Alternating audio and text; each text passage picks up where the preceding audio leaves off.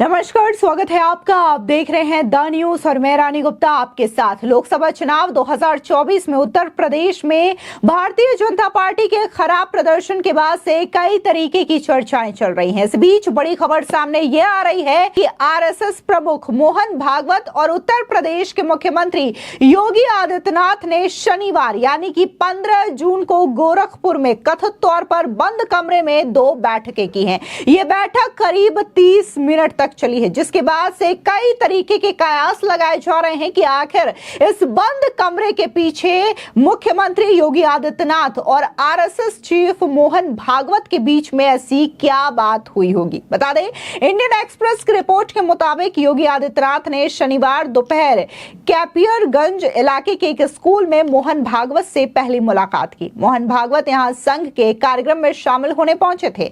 CM Yogi Adityanath और मोहन भागवत के बीच दूसरी बैठक पक्की बाग इलाके में सरस्वती शिशु मंदिर में रात करीब 8:30 बजे हुई। इस बीच दूसरी बड़ी अपडेट ये भी सामने आ रही है कि मुख्यमंत्री योगी आदित्यनाथ ने अपनी मां से मुलाकात की है। दरअसल सीएम योगी आदित्यनाथ की मां ऋषिकेश एम्स में एडमिट है, जिनसे मुलाकात करने के लिए सीएम योगी आदित्यनाथ पहुंचे हैं। इस बीच जिस तरीके से मोहन भागवत के साथ भी उनकी मुलाकात गोरखपुर में हुई है, वो काफी ज्यादा चर्चा का विषय बनी हुई है। हालांकि इसको लेकर के बीजेपी के तमाम नेताओं का यह कहना है कि आरएसएस और बीजेपी के बीच सब कुछ ठीक है, कोई खटास नहीं है। तो वहीं दूसरी ओर अगर हम बात विपक्ष की करें तो लगातार वो इस मुलाकात को भी लेकर के कई सारे सियासी मुद्दे बनाते हुए नजर आ रहे हैं। कई सारे नेताओं का तो ये तक कहना है कि आखिर इन दोनों के बीच मुलाकात क्या हुई है, इन्हें सार्वजनिक करना चाहिए और जनता को बताना चाहिए। बता दें, इस बीच उत्तर प्रदेश सरकार में मंत्री धर्मपाल सिंह ने कहा कि जो मुलाकात हुई है उससे ये जाहिर होता है कि बीजेपी और आरएसएस के बीच में किसी भी तरीके की कोई खटास नहीं है और इसी वजह से ये मुलाकात हुई है, जो कि एक तौर से होती ही है। सुनिए धर्मपाल सिंह का ये बयान। आरएसएस हमारा मातृ संगठन है, कोई टकराव नहीं है, कोई दूरी नहीं है। भारतीय जनता पार्टी समाज, देश और राष्ट्र, भारतीय जनता पार्टी सत्ता सुख की राजनीति नहीं करती। भारतीय जनता पार्टी व्यक्ति निर्माण की राजनीति करती है। ये आरएसएस ने ही सिखाया है।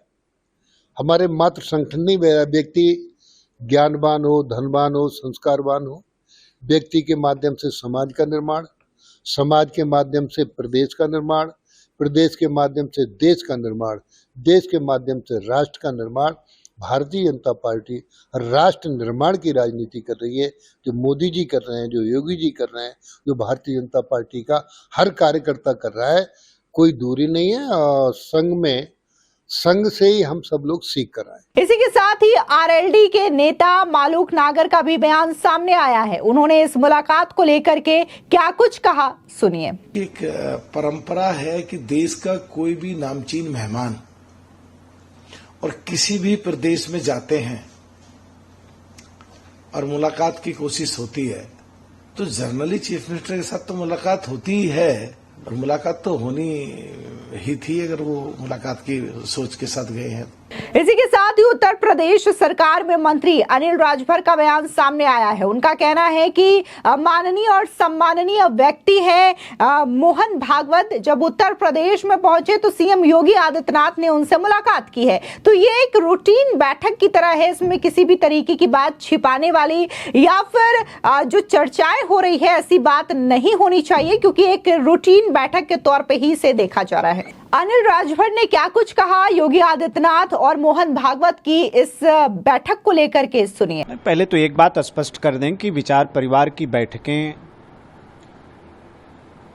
निहित समय और निश्चित स्थान पर हमेशा से होती रही हैं। जहां तक मैं समझ रहा हूं, रूटीन की बैठकें विचार परिवार की चल रही हैं। अब गोरखपुर में बैठक है तो माननीय मुख्यमंत्री जी का वहां जाना, विचार परिवार के वरिष्ठों से मिलना, ये स्वाभाविक बात है। उसका आशय और मतलब दूसरा नहीं निकाला जाना चाहिए। बाकी भारतीय जनता पार्टी का जहाँ तक सवाल है, आप सब लोग भी जान रहे हैं, आप सब लोग भी दिखा रहे हैं, प्रदेश को, देश को बता रहे हैं कि हमारे माननीय प्रदेश अध्यक्ष जी और माननीय हमारे संगठन महामंत्री जी उत्तर प्रदेश में जो परिणाम आए हैं उसके संदर्भ में तमाम बैठकें कर रहे हैं। हम सब लोगों ने शुरू से कहा है, लोकतंत्र के इस महापर्व में जनता जनार्दन का जो आशीर्वाद मिला है, जो जनादेश है, उसका हम स्वागत करते हैं, वो शिरोधार्य है।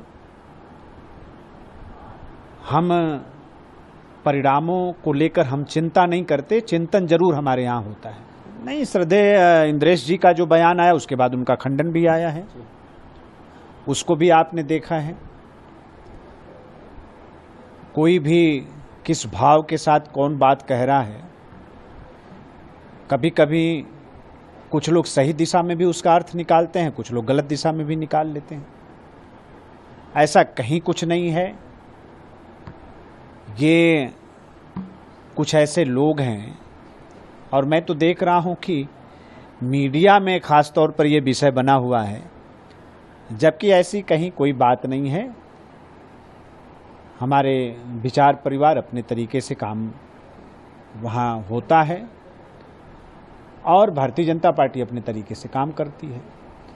तो हर तरफ काम हो रहा है, इसको चुनावी परिणाम से जोड़कर मुझे लगता है नहीं देखा जाना चाहिए। इस बीच अगर हम विपक्षी पार्टियों की बात करें तो विपक्ष के तमाम नेताओं के रिएक्शंस देखने को मिल रहे हैं, और सीधे तौर पर बात अगर हम उद्धव गुट के नेता संजय राउत की करें तो उनका यह कहना है कि देश के संविधान और लोकतंत्र को बचाने के लिए आरएसएस को रोल निभाना पड़ेगा। बीजेपी ने जितना देश को बर्बाद किया है उसके लिए आरएसएस भी जिम्मेदार है। सुनिए संजय राउत का ये बयान। देखिए, आरएसएस को एक रोल देश में लोकतंत्र बचाने के लिए और संविधान रक्षा के लिए निभाना पड़ेगा। 10 साल तक जो नुकसान देश का किया है उसमें आरएसएस भी जिम्मेदार है। मोदी और शाह जी ने जो नुकसान किया है देश का, देश के लोकतंत्र का, देश की जनता का, राष्ट्रीय सुरक्षा का, कश्मीर का, मणिपुर का, उसमें आरएसएस भी बराबर की जिम्मेदार है। आरएसएस के समर्थन से ये सरकार बनी। अगर आप ये चूक दुरुस्त करना चाहते हैं, गलती दुरुस्त करना चाहते हैं तो अच्छी बात। आपको बता दें, इस मामले को लेकर के आरजेडी नेता मनोज झा का बयान सामने आया है। उनका कहना है कि ये उनका घरेलू मामला है, कि उनमें कोई फूट है या नहीं है, आखिर वो बार बार मुलाकात कर रहे हैं या नहीं कर रहे हैं, इससे जनता का कोई लेना देना नहीं है। सुनिए मनोज झा का ये बयान। मैं सिर्फ ये देख रहा हूँ कि बीते 10 वर्ष में मोहन भागवत जी और आरएसएस की जितनी चर्चा नहीं हुई उतनी बीते 10 दिन में बहुत हुई है। ये बड़ा फर्क है। अब घरेलू मामला है, वॉर ऑफ पोजीशन में बार बार कह रहा हूं, वॉर ऑफ पोजीशन है, इसमें देश का समय जाया हो रहा है। आज देश के युवा सड़कों पर है, नीट को लेकर के, रोजगार को लेकर के। मैंडेट भी आर्थिक व्यवस्था में परिवर्तन का मैंडेट। हम उस पर चर्चा करके नहीं, मोहन भागवत जी योगी आदित्यनाथ जी से मिले, वो तो गनीमत है, ये नहीं पता चल रहा है कि क्या खाया साथ में। अब ये सब भी विमर्श में आएगा, तो ये उनका घरेलू मामला है। वॉर ऑफ पोजीशन अपना सेटल करें। इसी के साथ ही बात अगर हम कांग्रेस पार्टी की करें तो कांग्रेस पार्टी के नेता सुरेंद्र राजपूत का बयान भी योगी आदित्यनाथ और मोहन भागवत की इस मुलाकात को लेकर के सामने आया है। उनका कहना है कि यह बात जनता को बतानी चाहिए कि आखिर सीएम योगी आदित्यनाथ ने मोहन भागवत से बंद कमरे में क्या बातें की है, ये सार्वजनिक होनी चाहिए ताकि जनता को भी पता चले कि आरएसएस और बीजेपी क्या कर रही है। सुनिए सुरेंद्र राजपूत क्या कह रहे हैं। ऐसी क्या बातचीत थी जो आधे घंटे वो बंद कमरे में कर रहे थे? सार्वजनिक जीवन के लोगों को खुलेआम बताना चाहिए। सूत्रों के जरिए क्यों बातचीत कर रहे हैं? आदरणीय मोहन भागवत जी और भारतीय जनता पार्टी के लोग यानी संघ और भाजपा में आखिर ऐसा कौन सा क्लेश चल रहा है जो वो बंद कमरे में बैठ करके उसको सुलझा रहे हैं? जनता को जानने का हक है, क्योंकि आरएसएस अपने आप को सांस्कृतिक संगठन कहता है और भारतीय जनता पार्टी की सरकार है। जनता को जानने का हक है कि भाजपा वाले और आरएसएस वाले अपने झगड़े निपटा रहे हैं या जनता के हितों की बात कर रहे हैं, महंगाई दूर करने की बात कर रहे हैं, पेपर लीक की समस्या खत्म करने की बात कर रहे हैं, या किसको मुख्यमंत्री बनाना है, हटाना है, किसको ऊपर ले जाना है, किसको नीचे ले जाना है, या कोई सांप्रदायिकता की बात है, तो ये तो आरएसएस प्रमुख साहब और योगी आदित्यनाथ जी को बताना चाहिए कि आखिर बात क्या हुई।